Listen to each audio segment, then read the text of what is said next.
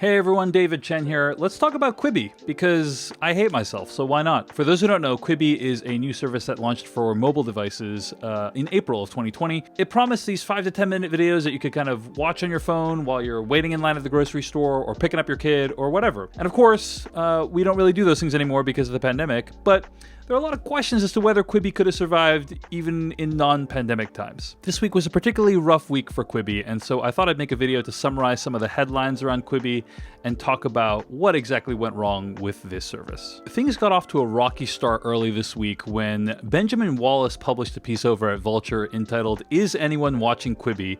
The streaming platform raised $1.75 billion and secured a roster of A-list talent, but it can't get audiences to notice. This is one of my favorite business profiles ever. I think Benjamin Wallace did an amazing job writing this.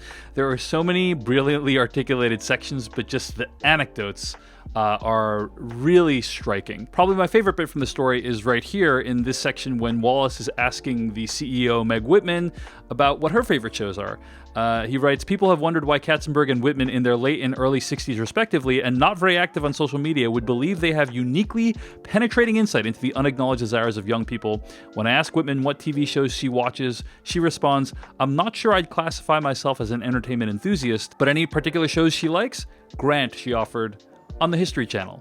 It's about President Grant." And not only does it seem like one of the people running the show doesn't know what the kids are into these days, she doesn't even seem to know what people are into these days. I mean, the fact that she has to say it's about President Grant kind of acknowledges that not very many people know what Grant is about. That being said, I've heard it's a pretty good show on the History Channel. The article continues, "Katzenberg is on his phone all the time, but he is also among the moguls of his generation who have their emails printed out and vertically folded by an assistant.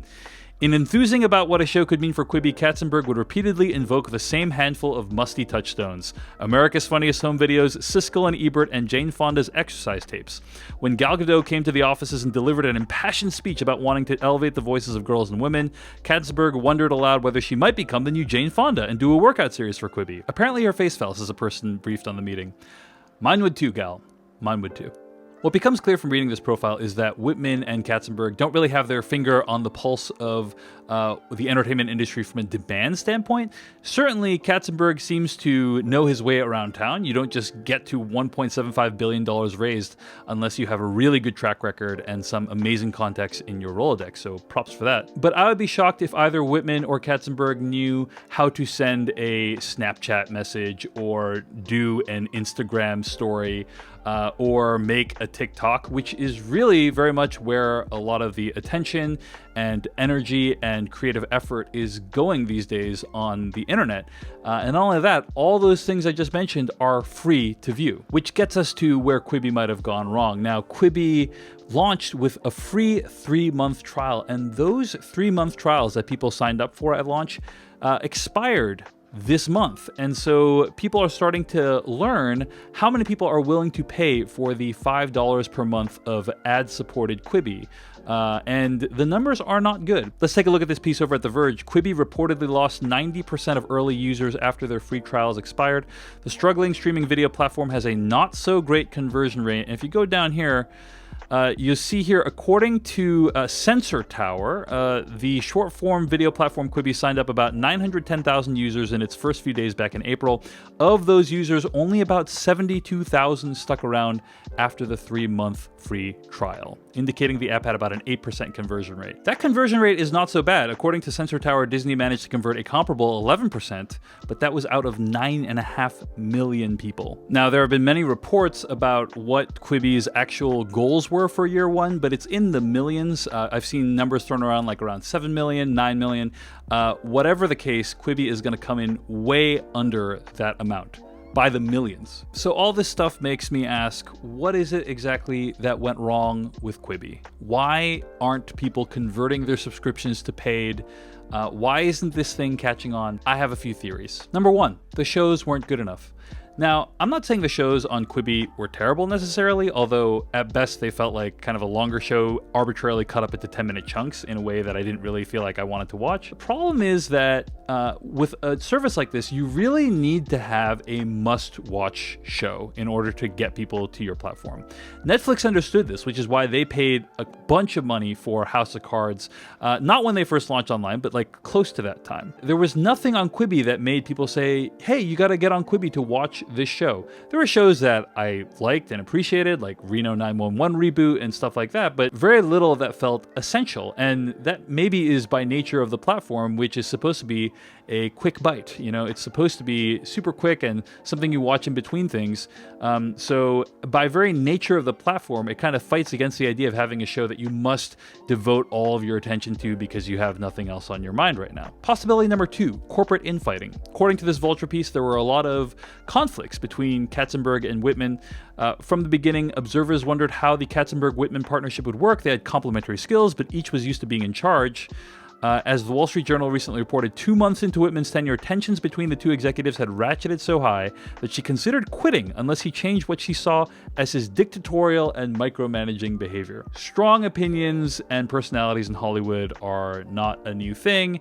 I think that certainly this probably didn't help Quibi, but when I use the product, other than a lack of overall innovative product vision, there's nothing inherently wrong with the product itself. Like when I used the app, it functioned fine. It's missing a bunch of features, but it wasn't like a catastrophic product to use. It wasn't a product that I felt like couldn't be redeemed or couldn't be useful.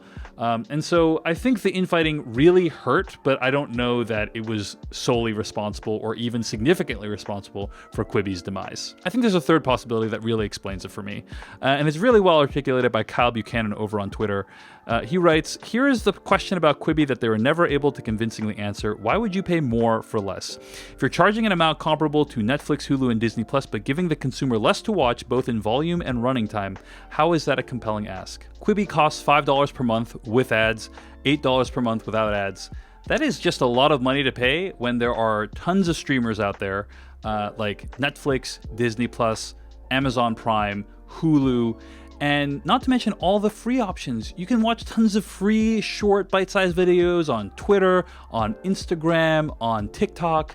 Why would someone pay money for something that feels in some ways inferior to those platforms? It just doesn't make any sense at all. There's a lot of schadenfreude going on for Jeffrey Katzenberg right now because he is a strong personality who's been in the industry for a really long time, and he's had a lot of success. And if those are your characteristics, you're gonna have people rooting for you to fail, and fail in a spectacular fashion, as Quibi seems to be doing right now. Tempering my schadenfreude a little bit on Twitter was this thread by Noah Chestnut, who writes, "Lots of folks dunking on Quibi this AM, and my reaction is mostly sadness. Quibi is way more than two press-thirsty boomers execs with deep pockets. I feel for the engineers, salespeople, designers, customer support reps, etc. Making my own bias clear, I think Quibi's success would have been good for everyone. Like publishers, audiences, talent, marketers, Quibi spent millions to compete with YouTube, Facebook, and Snap. Competition is sorely needed." When things like Quibi fail, you often think of the most public faces, the Katzenbergs and the Whitmans, and you don't really see or think about the people who work so hard, who cut those deals, who designed and programmed the app and brought it to the point where it could go to market.